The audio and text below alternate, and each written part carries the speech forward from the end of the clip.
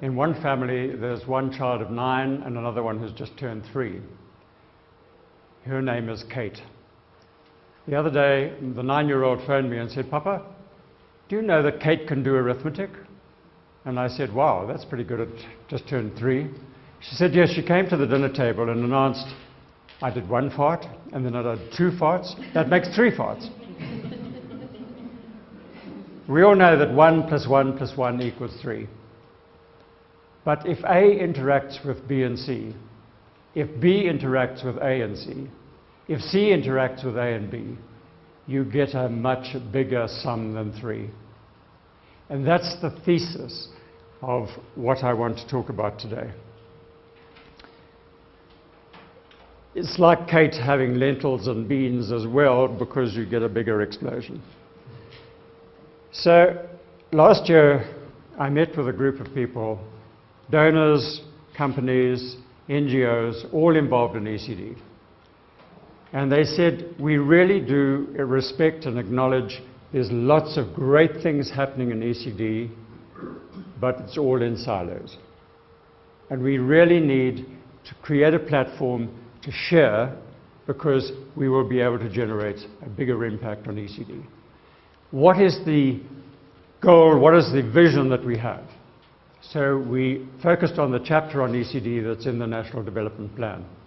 And we said, maybe by creating a whole stakeholder platform, we can help to unravel and roll out the ECD program as defined in the National Development Plan.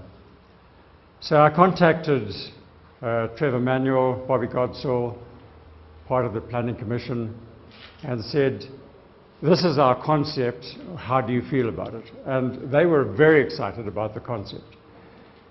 But they said, wait a minute, the NPC, the National Planning Commission, has not yet got any mandate to do anything about the NDP, just other than producing it. So they did put me on to Percy Malecki, who is in the presidency and is Trevor's right-hand lady for the whole ECD program. And Percy was battling to break down the doors in the Departments of Social Development, Department of Education and Health.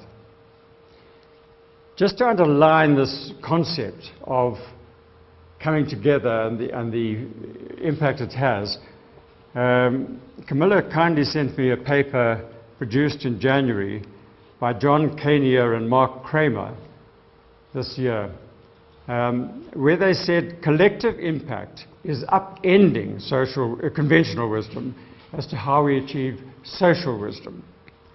Organizations around the world have begun to see collective impact as a new and more effective process for social change. I think what's so exciting at the moment is the level of awareness that is growing about ECD in this country. We've all been operating in silos, but on the part of government, there's a much greater awareness about the need to participate and integrate. On the part of the private sector, there's a much greater need, understanding of the issues of trying to work together. So, for example, from the conference in East London last year, where the people got together and discussed ECD, they had government there, they had private sector there. That was paralleled with the diagnostic review on ECD, which went into the National Development Plan. The Zero Draft Integrated Program of Action 2013-18 came out, and the departments started talking to each other. Hitherto, the Department of Social Development met with the Department of Education and Health from time to time, but they all just went back and lived in their silos. Now they have put together a program which embraces the whole concept across the department. So on July the 30th this year, the Department of Social Development held a conference at the Emperor's Palace in Kempton Park and proposed a draft, terms of reference, for an intersectoral body forum that will pull together private sector, public sector. And they envisaged that there would be 2 meetings a year maybe, but we would work together. In parallel with that, our community of practice, which I'll explain to you, that we put together, together with the Bridge, who specialize in communities of practice, we were developing the theme, let us try to engage with these three departments and establish a technical team, a small, dynamic, 12-member team that can act as an executive and bring together skills from the private sector with the public sector and help to roll things out. I had been told that I could come to the interdepartmental meeting on August the 15th.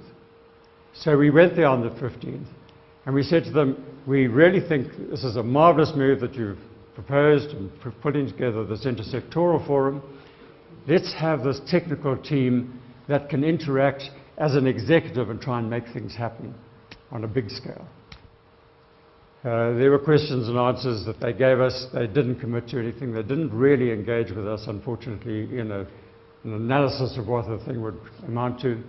But I think that's the way the departments work. I mean, they're all a bit skitsy about suddenly having a private sector come in and tell them how to do things. And I emphasize time and again, we are not here to try and tell you how to do your job. You know that. We try to help unroll the whole thing and explore synergies. From the private sector point of view, as I say, the community is getting more and more aware of the need to collaborate. And we joined up with Bridge in January. Bridge specializes in communities of practice in education, and they wanted to focus on ECD this year. And so we're putting together this community of practice in ECD, which meets every 6 weeks, unfortunately always in Johannesburg. And it's a challenge for the members that come from Cape Town or Eastern Cape or Natal to get there. What I'm looking at is to see whether I can find some decent video conferencing facilities so that we can interact with the major cities. But there's huge work going on in the Western Cape, which there's lots of ECD bodies there, and we've heard today a lot coming out of that. Enormously exciting work coming out of the Eastern Cape. I went down to the ECD forum that was established recently by Michelle Kay, and she has got 7 members from the departments in Bishu. She's got a variety of bodies involved in ECD in the Eastern Cape, and it's really buzzing. It's an enormously exciting venture. We have the incredible work being done by Alifa in the Northwest, now stretching into KwaZulu, and ultimately to Mpumalanga, a really super model of what's happening. And people are sort of trying to integrate with that and learn from that as to how they can build their own activities. So the community of practice now has in excess of 175 stakeholder members, and I would urge you please to give me your contact details of email address, phone numbers, and what your body is, so that you too can become a party to this. I'll just put you on the stakeholder list. And let's build this whole model of sharing. The focus that we're trying to give this, and clearly the COP can't do everything, the focus that we're focusing on is practitioner training. We know from the audit work, which was sponsored by Alifa, that we need 80,000 ECD practitioners in the country. We currently are training 2,000 a year. So there's this huge gap. We're currently engaging with the Gauteng Institute for ECD to see how we can help expand the training of ECD trainers in Gauteng. I'm sure there are other moves in other provinces. And then I think the next thing we have to focus on is exactly what Alifa has been doing, is focusing at the municipal level. There's also the Hollard Kaya Yabanda example model that's been developed over some years in the Sedibeng area, the Midvaal area, which was fascinating in that they went in and engaged with the municipality, said, what do you know about your communities? What do you know about your parents? What do you know about your children? They took them in, introduced them, and got the whole communities working with the municipality to be able to roll things out. So there are models that I think are very exciting to try and replicate. One of my hobby horses from way back has been people retire, they've got energy, they've played their golf for a year, and they're looking for something to do. Whether they're business people, whether they're educationalists, whatever, let us harness them, train them as mentors, and make them available to all of the points of energy in government, in private sector, that need some kind of mentoring, some kind of way of going forward. And we've heard last night a little bit about the mentoring which is beginning to take place. I believe that we need to create pools of these retirees, as I did for 5 years in the Eastern Cape, when I pulled together all those retirees along the coast. We trained them as mentors, we put them together with protégés in the government, and where we were able to interact, made big advances in delivery.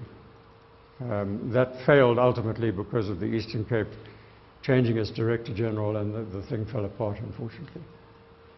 So there we are. I think if we can work together, we can produce the elephantine fart rather than just the 3 farts.